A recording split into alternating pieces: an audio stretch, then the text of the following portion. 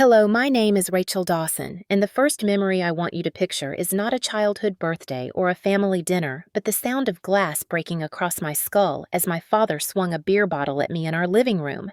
The blow knocked me to the ground, and in the haze of pain, I saw red dripping across the floorboards.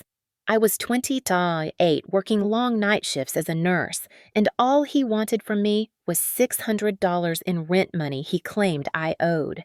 My sister Sophie stood beside him with her arms folded and shouted that I deserved it, that I had brought shame to the family by refusing to hand over the money. Her words burned more deeply than the cut on my forehead. My father, Frank Dawson, had been drinking all afternoon, his voice slurred yet full of fury. He was once a police officer, a man who liked to brag to the neighbors that he raised his daughters with discipline and firm hands. Tonight, those neighbors peered through the windows, and what they saw was not discipline, but violence.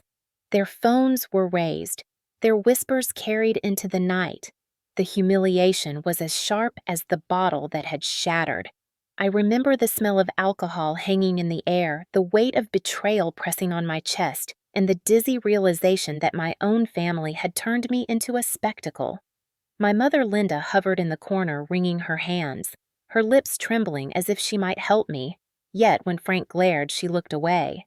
The world spun as I tried to push myself upright, hearing Sophie's voice sneering that I was useless, that I always made trouble, that I had no one to blame but myself. The crowd outside grew thicker, neighbors pulling jackets around their shoulders, their eyes wide. In that moment, my body shook not just from the pain, but from the shame of being exposed in front of everyone. When the police finally arrived, the sirens blaring, I thought salvation had come. But then they froze at the door.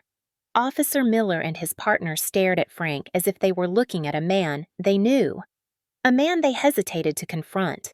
My father straightened, still breathing hard, and with astonishing calm said that I had fallen, that I had always been unstable, that this was just a misunderstanding. Sophie nodded fiercely, pretending to cry as she pointed at me and said, I was dramatic, manipulative, always craving attention. I lay on the floor, clutching my head, my vision blurred, listening to them turn the story inside out. The officers did not move.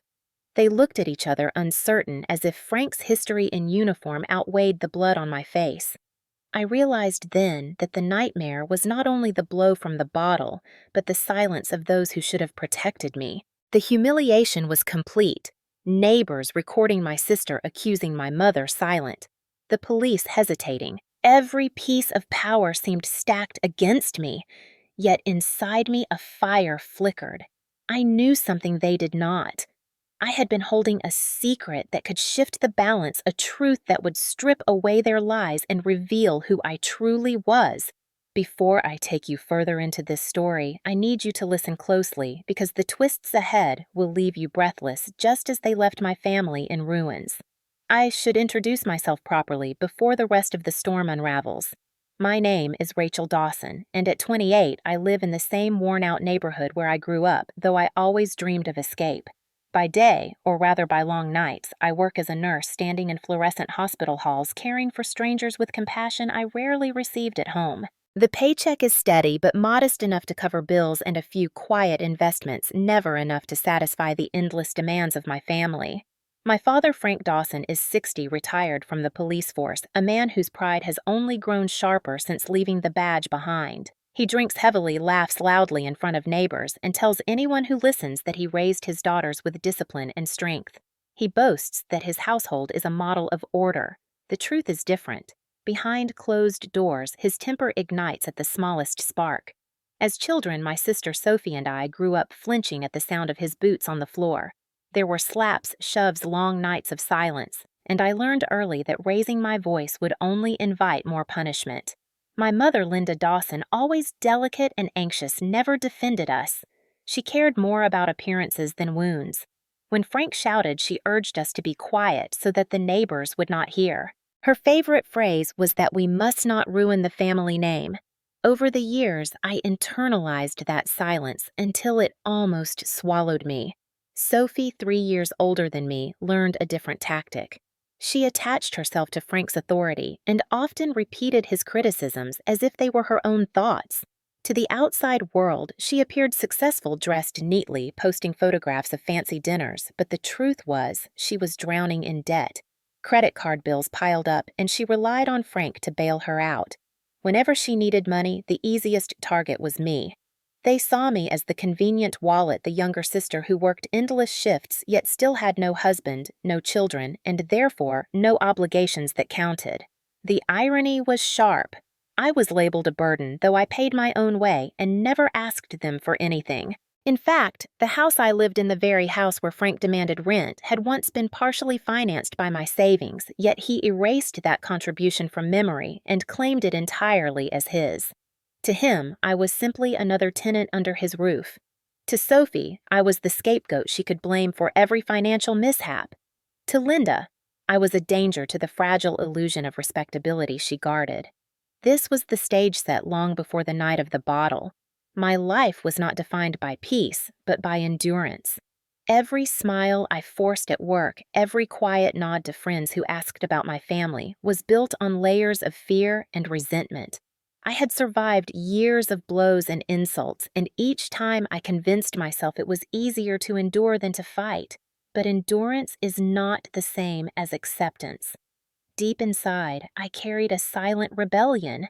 I kept meticulous notes of financial records, tucked away pay stubs, and slowly built a foundation that no one in my family even suspected. While Frank paraded his authority to the neighbors and Sophie chased appearances, I was preparing for the day when their masks would slip. What I did not know was how violently that slip would arrive or how many people would witness it when it did. The spark that set the entire disaster ablaze came on a cold evening after one of my night shifts. I walked through the door, exhausted, still in my scrubs, hoping for nothing more than a shower and a bed. Instead, I found my father Frank already seated at the kitchen table, half a bottle of whiskey drained beside him, his eyes glassy, but his posture full of menace. He slammed his hand on the table the moment I entered and barked that I owed him $600 due immediately. His voice was slurred but insistent. He claimed it was rent, claimed I was leeching off his roof, claimed that if I did not pay, I would be thrown out before dawn. I stood there stunned because I knew the truth. The money was not for rent at all, but to cover Sophie's overdue credit card bill. She appeared moments later wearing her usual designer blouse bought on credit, clutching her phone as if nothing in the world mattered except her latest social feed. She confirmed his demand without shame, telling me that I should give up the money because family came first. She insisted that she deserved help because she had children and responsibilities, while I was selfish, single, and free. I told them I did not have the money yet, that my paycheck was still 2 days away, but I would not hand it over anyway. It was not my duty to clean up her messes. Frank's face darkened as if my words were blasphemy. He reminded me that he was the father, that his word was law, and that I had no right to question him. Sophie smirked and whispered that I was pathetic, that I was nothing compared to her, that even now I would crawl if ordered.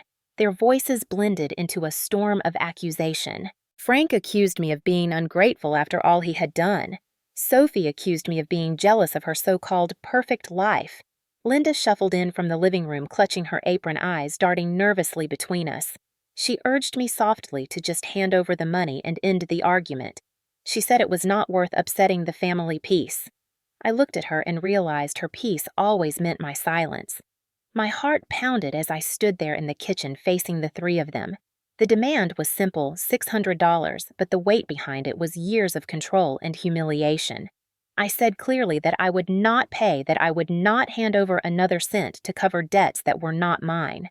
For a moment, there was silence. Sophie gasped as if I had cursed. Frank's face, twisted veins rising in his neck, and the bottle in his hand tilted dangerously.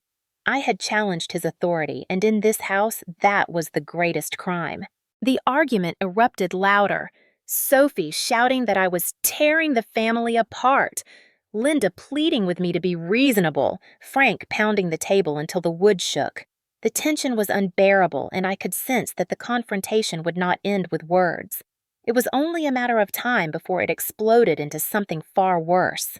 Frank's temper snapped in the way a storm breaks after hours of dark clouds.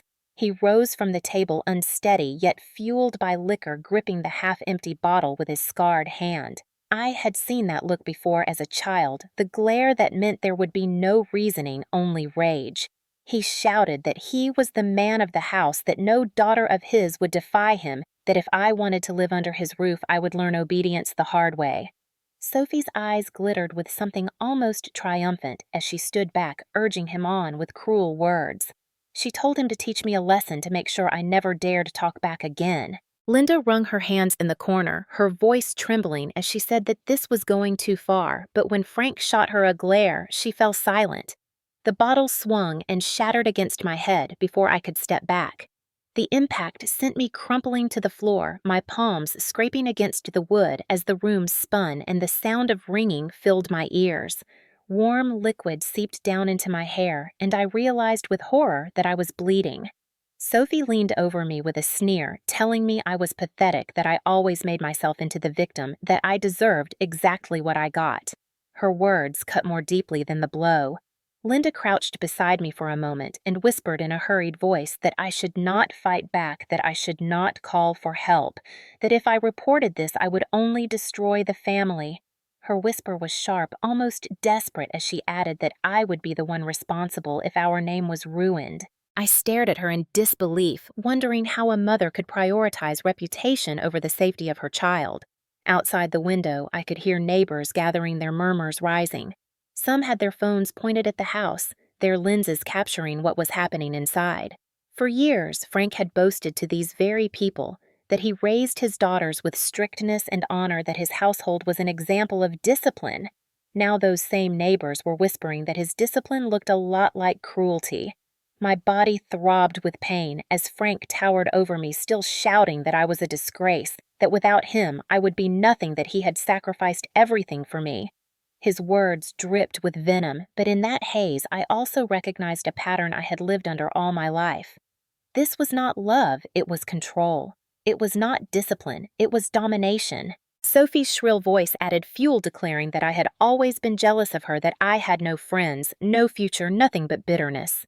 She called me worthless in front of everyone watching through the windows.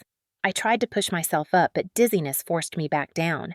Frank raised his fist again, and for a moment I thought he would strike once more, but the sound of sirens cut through the night. Red and blue lights flashed against the curtains as 2 police officers stepped onto the porch.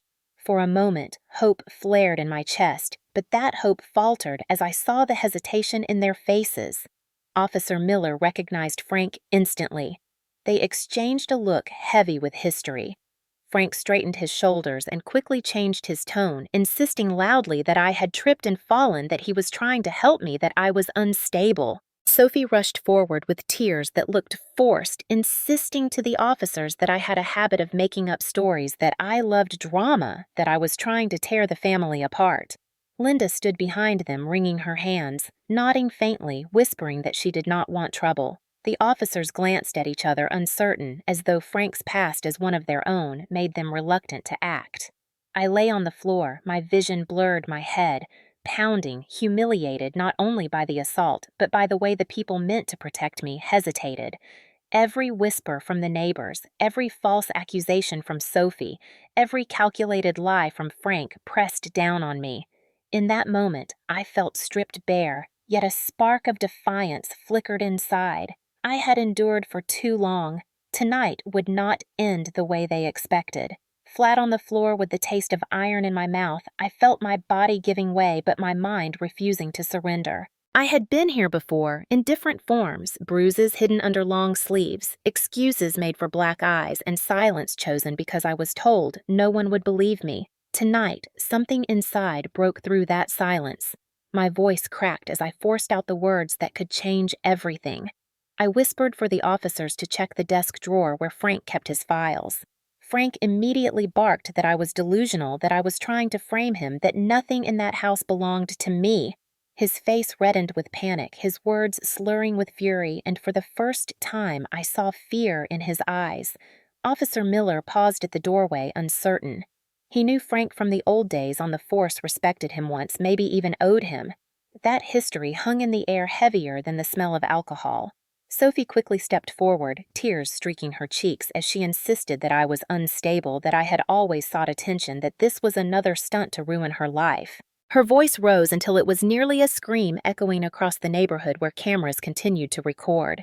Linda crouched near me again, her voice soft but cutting, telling me that I must not speak, that I would destroy the family name if I pressed this further. She urged me to apologize, to admit I had fallen, to let it go. Her eyes darted toward the neighbors outside, as if their opinion mattered more than my blood pooling on the floor. I looked back at her and felt a wave of cold realization. She was not here to protect me. She was here to preserve the fragile mask of our family. Pain radiated through my ribs and temples, but I steadied my breath and repeated louder this time that the proof was in the drawer, that he had been planning to use my name for debts that were never mine. The room stilled. Even Sophie faltered for a moment as the words hung in the air. Frank roared that I was lying, that I was a traitor to my own blood, but the volume of his denial only drew more suspicion. Officer Miller finally took a step toward the desk, his partner following. My father lunged as if to block them, but the officer raised a hand and told him firmly to sit down. For the first time that night, the balance shifted ever so slightly. I was still broken on the floor, still humiliated in front of everyone, but a thin thread of power returned to my hands. I had cracked the wall of silence, and now the truth waited just beyond that drawer. Officer Miller moved toward the desk with visible reluctance while Frank shouted that there was nothing inside but old paperwork. His voice carried the same false authority he had used for decades, but tonight the audience was larger. Neighbors pressed closer to the windows, their phones raised higher, the glow of screens reflecting off the glass. Mrs. Carter, the elderly woman from next door, pushed her way to the front with surprising strength and shouted that she had seen everything, that she had recorded Frank striking me. Her voice cracked with fury as she waved her phone toward the officers. Sophie spun around in panic and screamed at her to stay out of it, calling her a meddler, insisting this was family business. Mrs. Carter shouted back that family business ended the moment blood spilled onto the floor, and that the entire neighborhood now knew what Frank truly was. The argument between them drew cheers and jeers from the growing crowd, turning my living room into a stage. Meanwhile, the officer opened the drawer and pulled out a thick stack of papers. The top pages were covered with numbers, signatures, and the unmistakable scrawl of Frank attempting to mimic my name. My heart pounded as I recognized them for what they were: fraudulent loan applications and overdue notices tied directly to Sophie's credit accounts. Sophie lunged forward, shrieking that it was not true, that I had planted them, that Mrs. Carter was lying, that everyone was against her. She flailed wildly until an officer stepped between us. Frank, cornered, grew more desperate, shouting that he had every right to use my name, that I owed him for raising me, that everything in this house was his. His words spilled out incoherently, a mixture of rage and fear. Linda finally stepped out of the corner, wringing her hands, crying in a way that sounded more like performance than pain. She begged the officers not to escalate, pleaded that Frank was a good man who had simply lost his temper, begged that the neighbors not misunderstand. Her pleas only fueled the murmurs of disgust outside. The officers exchanged looks, the weight of evidence now undeniable. One officer asked Mrs. Carter to send the video directly to the station. Another held the stack of forged documents aloft and read aloud that the debts were massive and the signatures clearly inconsistent. The words rang across the room like a verdict. I struggled to sit up, pain radiating through my body, but determination stiffened my spine. For years, I had been silent while Frank told the world he was a hero father, while Sophie painted herself as the perfect daughter, while Linda smoothed over the cracks. Now the cracks were wide open and everyone was watching. The humiliation they thought would bury me was transforming into their own undoing. Sophie screamed again, pointing at me, insisting I had orchestrated everything, but the sight of the video in Mrs. Carter's hands drowned her protest. Frank tried to rise and snatch the papers back, but Officer Miller placed a firm hand on his chest and ordered him to stay seated. The room was heavy with tension, yet also with a sense of irreversible shift. The story was no longer theirs to control. It was mine, and I would not let it slip away. the room fell into a tense silence, broken only by the sound of the officers shuffling through the stack of papers. Every line revealed more lies, more debts, more attempts to use my name as collateral. The neighbors outside gasped when they heard the words mortgage application and forged signature. Sophie's face drained of color before twisting again with fury. She pointed at me and shrieked that I had set her up, that I was jealous of her marriage, jealous of her children, jealous of the life she displayed online. Her words rang hollow because the evidence was already in plain sight. I steadied myself against the wall and pulled a small flash drive from the pocket of my torn scrub top. My hands shook, but my voice was steady when I told Officer Miller that everything he needed to confirm the truth was on that drive. He took it cautiously, plugged it into his laptop, and the screen lit up with files I had compiled over years: deeds, transfers, tax records, and a quiet empire I had built property by property, while they laughed at me for working double shifts. Gasps filled the room as the officers scrolled through. The deeds bore my name, not Frank's, not Sophie's. Even the very house we were standing in belonged to me.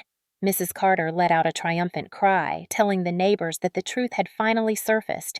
Phones lifted higher flashes, illuminating Sophie's tear-streaked face. She staggered as if the floor had given way beneath her. Frank's eyes bulged with rage, and he roared that I was lying, that I had tricked him, that I had betrayed my own blood. The officer turned the laptop for all to see, line after line, confirming that my name was on every deed.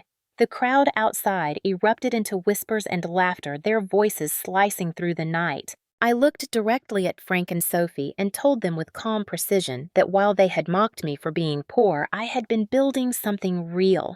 Every insult had been fuel. Every humiliation had been turned into bricks for an empire they never suspected. Sophie collapsed into a chair, clutching her head, whispering that it could not be true. Frank tried to stand again, his hands trembling, but the officer pushed him back down. I raised my voice so the neighbors could hear, declaring that they had tried to take my money, my dignity, and even my name, but tonight the truth was revealed. The atmosphere shifted completely. The humiliation they had planned for me had reversed into a public reckoning for them. The same crowd that once admired Frank's speeches about discipline now jeered at his exposed fraud. The same neighbors who once envied Sophie's lifestyle now recorded her collapse. Linda sobbed in the corner, but her tears carried no sympathy. They looked like the last attempt to salvage a reputation already in ruins. For years, I had been invisible in this family, the quiet daughter who worked and endured. In one night, the silence ended, and with it ended the illusions they had lived by. I felt the weight of years lifting from my chest, replaced by the steady pulse of victory that came not from vengeance but from truth. The moment the truth appeared on that laptop screen, the entire balance of power shifted.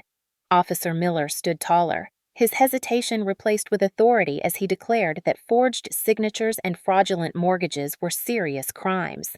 Frank exploded with rage, shouting that everything under his roof was his, that no piece of paper could change the fact that he was the father and I was the child. His words rang desperate, stripped of the authority he once commanded. The officer moved swiftly, pulling out handcuffs and ordering Frank to place his hands behind his back. The crowd outside erupted, some gasping, others cheering, their voices filling the night. For years, Frank had strutted through the neighborhood, boasting that he raised his daughters with strict discipline. Now those same neighbors watched him restrained like a criminal. Sophie darted forward, screaming that they could not take him, that he was innocent, that I had manipulated everyone.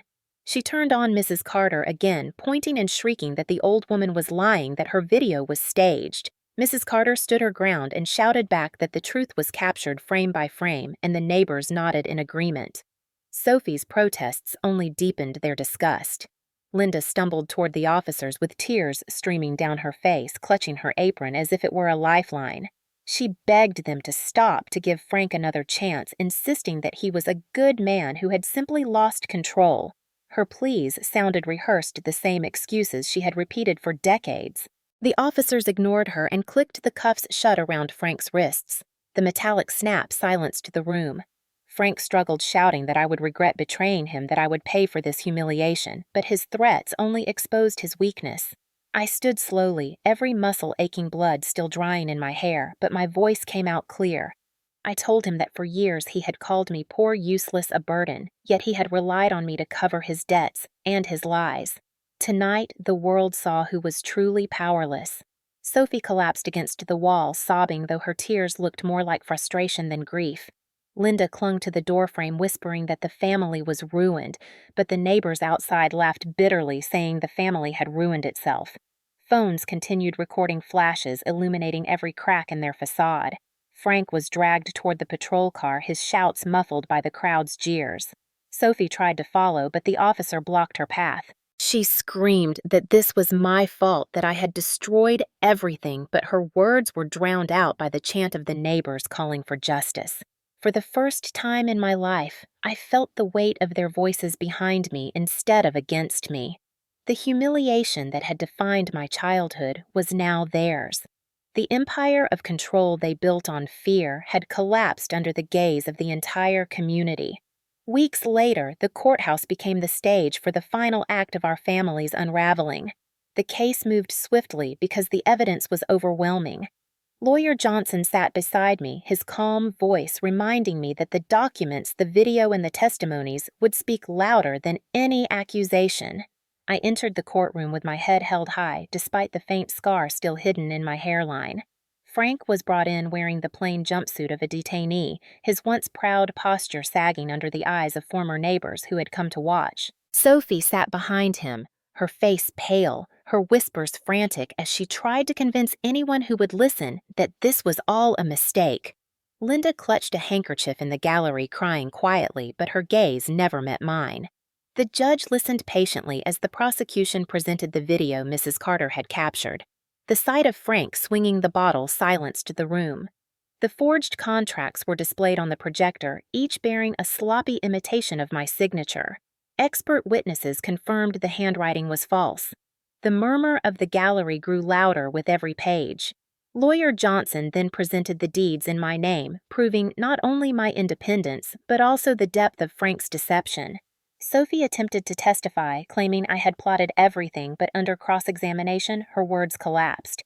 She admitted her debts were real, admitted she had begged Frank for money, admitted that I had refused to cover them. By the time she stepped down, her credibility was in ruins. Frank attempted one last defense, claiming he had only been trying to discipline a disobedient daughter, but the judge cut him short. The judge's voice was stern when he declared that discipline did not excuse assault, that authority did not excuse fraud. The verdict came swiftly: guilty of domestic violence, guilty of attempted fraud. Frank received a sentence of 5 years. Sophie was handed a trespass order forbidding her from entering my property again. The gavel struck, and the sound echoed like the closing of a chapter I had long waited to end. I walked out of that courtroom lighter than I had felt in years.